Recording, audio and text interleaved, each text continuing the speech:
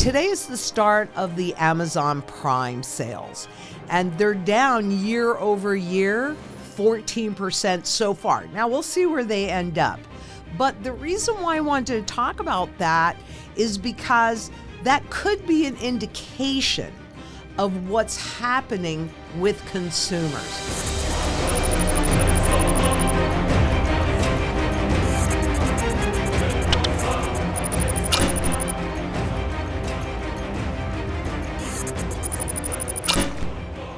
Not a real big surprise there, but it's also partly because vendors are concerned about giving steeper discounts because of their costs of the goods. And obviously that's got to do with the tariffs, on again, off again. But I think people are now getting used to that as well, but there's still a lot of uncertainty back there. However, you also look at the data saying that most people think that the inflation rate is back to where it was before this tariff war and this whole thing started. It's normalization, and it's always normalization. But for you and me, as we're watching this whole thing unfold, there's nothing that's really normal. It's just less frenetic. And I do think that this could well be an indication of where the consumer stands. So as much as they're trying to continue that consumer confidence, we have not really yet fully felt the impact of the tariffs. The system has changed whether you realize it or not, and I think that the stable coins are like this Trojan horse to bring in those CBDCs. It's all about normalcy, but there is nothing that is normal in here. And that creates that battle for that sound money. Get it done. Here at Zang Enterprises, I've studied this since 1987. Are you listening to anybody else that understands currency life cycles? And you've got to put your best interest first, because do you really think that the central banks or the governments are going to do that for you? No, they're not. They're going to lull you into a false sense of security. How do you catch a wild hog? You create that false security until you're trapped. Don't be trapped. The foundation is sound money, but you also need food, water, energy, security, barterability, wealth preservation, community, and shelter. I know it sounds crazy, but we have no choice, do we? We have to fight for the future. And that's what this is. And so now I'll go ahead and start taking questions. And Camfet Bosana, please forgive me if I butcher your name. It is not intentional ever. But hey, Lynette, do you think gold and silver still have pretty big run left in them? Oh, yes, I do. We aren't even marginally. Oh, see, things calm down. It's risk on, baby. Risk on.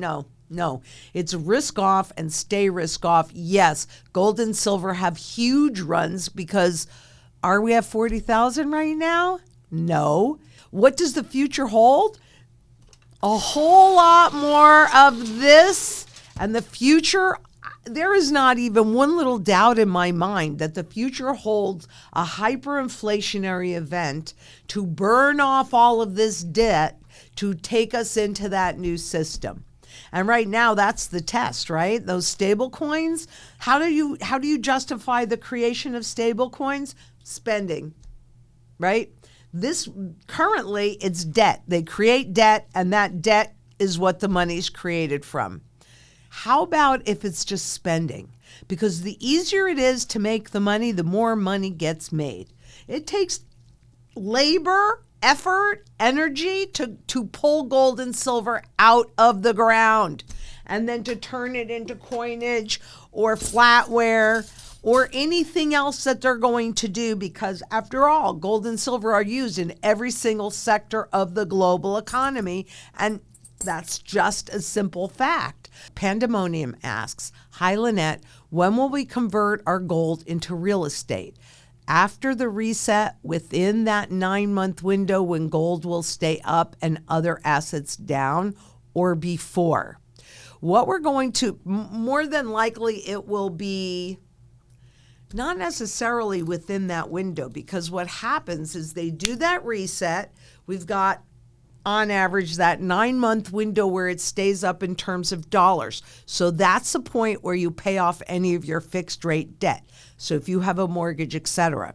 But most people are not going to be able to do that. And so they will either lose the property, and a lot of properties will come on the market. What happens with gold is after that 9 months-ish, or whenever that's going to happen, and then it goes all the way down as well because it resets, then it immediately starts climbing back up again.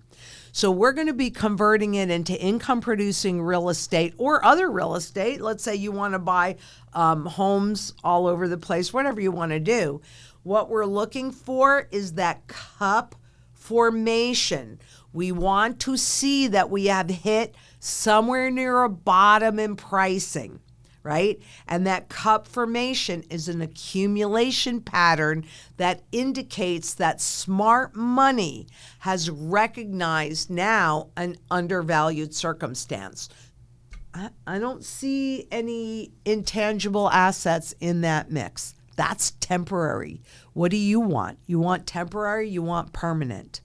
I want permanent, because I want to be able to transition and transfer what I've worked so hard in my lifetime to accumulate. I want to transfer that and pass that down to the generations that come after me, because I would like to believe that I can help my family, and especially the ones that, my grandkids and the ones that aren't born yet.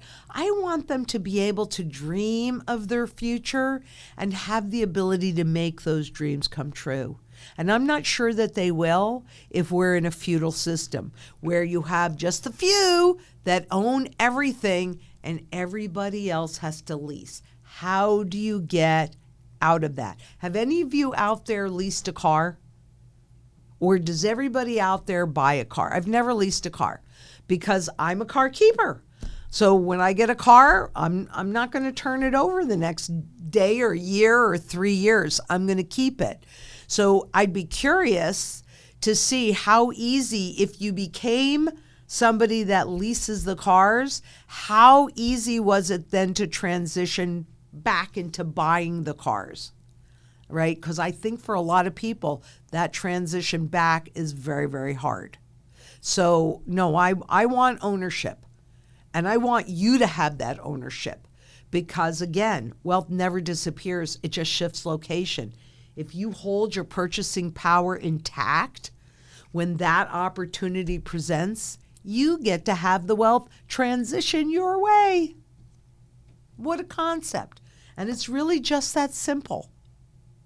It doesn't have to be super duper complicated.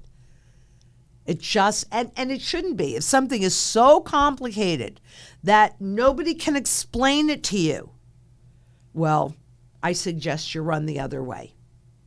Because how do you know they're not completely taking advantage of you? They did it with dollars, didn't they? Right? They made that transition. You had gold certificates, you had Federal Reserve notes, used to using it for 20 years. So when the gold and the gold certificates went away, you were just left with the Federal Reserve notes, and those were intentionally, by design, losing value without you realizing it. Yeah, not okay with me. We need to take our power back. It's that simple. And that's what Americans can do for the long term. What everybody anywhere can do is create security yourself. Become your own central bank. Have a foundation of sound money and make sure that you are secure in the ability to feed and take care of your family. This was great. Thank you guys so much for showing up. And I know we are making a difference. So I will see you next week. come visit. We've got a bunch of great videos coming out. There's so much going on. Check out Emerald. She's doing a super job, and she may talk about the same topic that I just talked about, but she approaches it differently. And, it takes a while to get this. Our goal is to help you make educated choices where you put your best interests first. And so everything that we do is about that. And until next we meet, please be safe out there. Bye-bye.